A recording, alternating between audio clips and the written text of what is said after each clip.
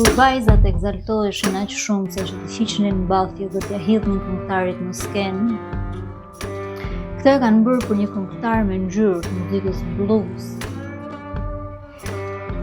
Ama kur vajzat ja hodhën Elvis Presley, kjo u quajt rock and roll. Rock and roll. Në videon e kaluar unë bëra një parashikim. Sinners, Ryan Coogler, do të futej një ndër 5 filma kult të vitet që do të vinë. Vjen edicioni i Oscar për 2026. Sinners fiton 16 nominime për Oscar. Hyen rekordin. Asnjë film më përpara.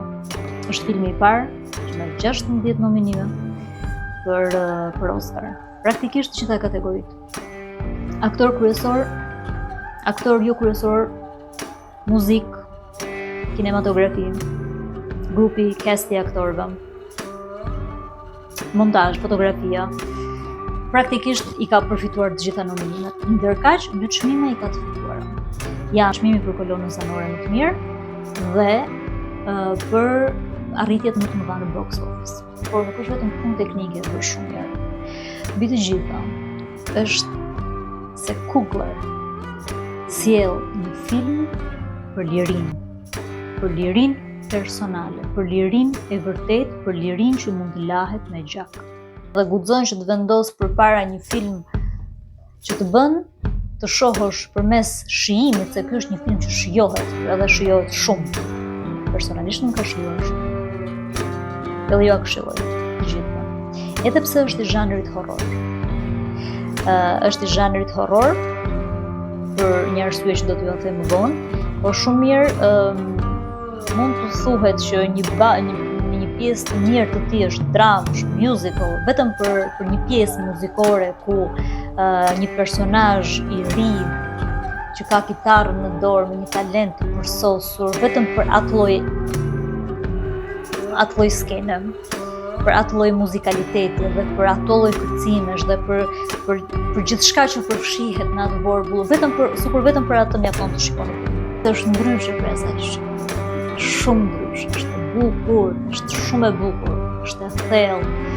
Të imagjino që në një skenë të tillë ti të mund të nxjerrësh atë gjën që ke kaq të fshehur brenda, që e mban aq thellë, të shqirohesh, jesh i lirë. Dhe në këtë film të Coogler është shumë e qartë, edhe fryma e Jordan Peele, është shumë e qartë fryma e Spike Lee, është deri diku ndjehet ajo e Antoine Fuqua. Edhe pse filmi Coogler e ka thënë që i referohet shumë po, kushdo që e shef e konstaton vetë si gjë, From Dusk Till Dawn, nga perëndimi Nagim i Robert Rodriguez me George Clooney, Quentin Tarantino, Salma Hayek.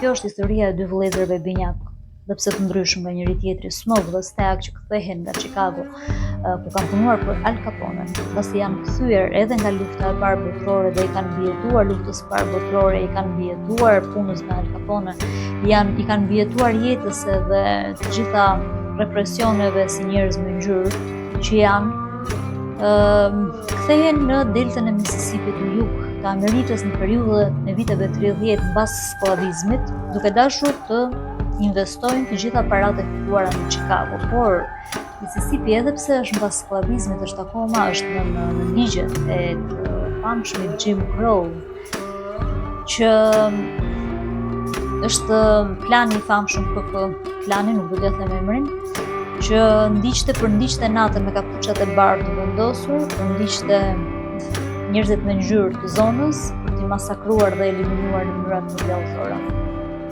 Këta kthehen dhe duan që këto parat i investojnë edhe në hapjen e një juke jointi. Ndërkaq, mbesin të mahnitur nga takimi me kushëririn e tyre të vogël, Samin, që ka një talent për kryer për kitarën dhe për muzikën blues. Bën muzikë në një mënyrë gati hyjnore. Duket sikur është diçka e mbi natyrshme kur ai luan muzikë. ai bën diçka përtej normales. Lidhet shumë edhe me historinë e Robert Johnson. Është normale që regjizori na çon vëmendjen aty. Robert Johnson, kitaristi I famshëm, muzikanti I jashtëzakonshëm I bluesit, që mendohet, legjenda tregon që bëri një pakt me djallin, ja shiti shpirtin aty vetëm për të bërë më I miri që ekzistonte, për të bërë një muzikancë që njerëzit kur e dëgjonin mendonin se ishin dy muzikantë që luanin në të njëjtën kohë, nuk ishte I parritshëm. Kemi një Semi që është biri I pastorit dhe të gjithë mendojnë që ai duhet të ndjekë të njëjtën rrugë, por Semi e don muzikën, edhe pse muzika blues, siç ju thash, është e lidhur me këtë histori famkeqe, se kështu ja nxorën fjalën, sepse kur bënin blues njerëzit me ngjyrë, siç ju thash në fillim, dhe kur këndonin edhe kërcenin edhe egzaltoheshin nga muzika që të futej në deje, që të futej në deje, ishte e turpshme, ishte më katare nga të varfët. Mirë po, siç ju thash në fillim, nuk ishte provokim ai fillimi, ashtu ka ndodhur në të vërtetë, sepse Elvis Presley, u bë Elvis Presley, kishte shumë talent, por Elvis Presley në të vërtetë ishte rritur duke dëgjuar muzikën e këtyre njerëzve me ngjyrë që bënin bluzin e jashtëzakonshëm, ai rrinte mbas dyerve të tyre duke I dëgjuar, duke u ndrruar që të bëhej si ata. Atë muzikë që e këndonte Elvis Presley, ka kënduar Little Richard më përpara, por industria e muzikës që ishte patjetër e përbërë nga njerëz nga elita e bardhë, patjetër që këtë e quajtën rock and roll, kur egzaltoheshin vajzat poshtë skenës nga muzika që bënte këngëtari Elvis Presley në shokë. Kështu që Semin e bindin që duhet ndiqte atë çka duhet bënin të gjithë afroamerikanët e tjerë. Ai ishte djali I pastorit, duhet bëj I tillë. Por ai e pëlqente bluesin. Dhe si lunte ai kitarën nuk e lunte kush. Muzika që ai bënte I sillte të gjithë, se nuk do bëj spoiler, kështu që I sillte të gjithë Kështu që, çfarë ndodh? Ndodh që në këtë natë të bukur që të gjithë po festojnë, një irlandez që luhet në mënyrë perfekte. Ka një shikim, ka një çmendëri në pamje nga Jack O'Connell, që në fakt është një vampir. Prandaj ju thash që është horror film. Futet në këtë zhanër. Edhe tensioni dhe nuk është se luan me zhanrin, nuk është se nuk e zbut. Dhe unë e kuptoj që ka njerëz që horrorit I rrin larg sepse kanë frikë, në fund një komentuese që kanë frikë, unë nuk I shoh sepse po më lëvizi karrija, bën zhurmë dhe unë trembëm.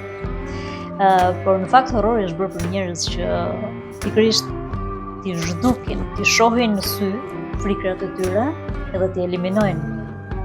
Është një lloj ekzorcizimi, një lloj goditje, njohje dhe goditje në të njëjtën kohë të frikrave më të mëdha që kemi. Po kjo është temë që do të diskutoj një herë tjetër. Ndërkaq, ajo që është e bukur,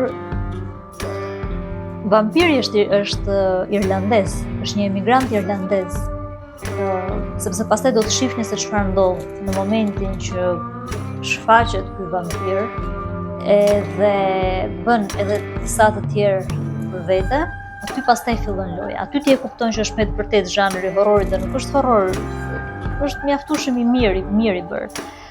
Nuk është se jam bivendos dramën apo musical apo të tjera. Sigurisht që ka momente shpërthimi çmenduror, domethënë ka elemente gjatë filmit që një lloj si te From Dusk Till Dawn që vetë regjizori e luan pak dorën për të sjellë këtë lloj ritmi. Është e bukur sepse të sjell pasionin, të sjell ka seksin, nuk ka vampir të romantik siç ishte në rastin e Drakulës së Besonit që keni recensionin e veçantë për ta parë, nuk ka grotesk, pra të gjitha linjat janë të pastra. Horrori është I pastër, seksualiteti është I bërë shumë bukur, domethënë ato elementet horroristike të përfshira me seksualitetin, janë interesante, janë shumë interesante. Por këtu mos harroj që t'ju them një gjë, që mos harroni të shikoni përtej titrave. Do dalin titrat, ka një moment të fundit që luhet nga Buddy Guy, që është ndër kitaristët më të mirë të muzikës blues, është muzikanti I përkryer Kështu që ai luan rolin që duhet luaj praktikisht në fund të filmit. Po mos harroni të shihni edhe një herë përsëri për te titrave. Po mund ta ndërprisni aty ku fillojnë titrat, s'do të kuptoni asgjë. Dhe unë nuk do të bëj spoiler. Nëse dikush do të di, mund t'i jap shpjegime në komente për t'ju shpjeguar fundin, që do të shikoni edhe ngjyrat të filmit, që janë ngjyra tamam. Janë ngjyra në këtë periudhën kaq sterile, me këto ngjyrat bezh, pastel, grezh, bardh, gri. Unë i dua shumë të ngjyra kaq të buta dhe elegante. Por jeta është e përbërë nga ngjyra.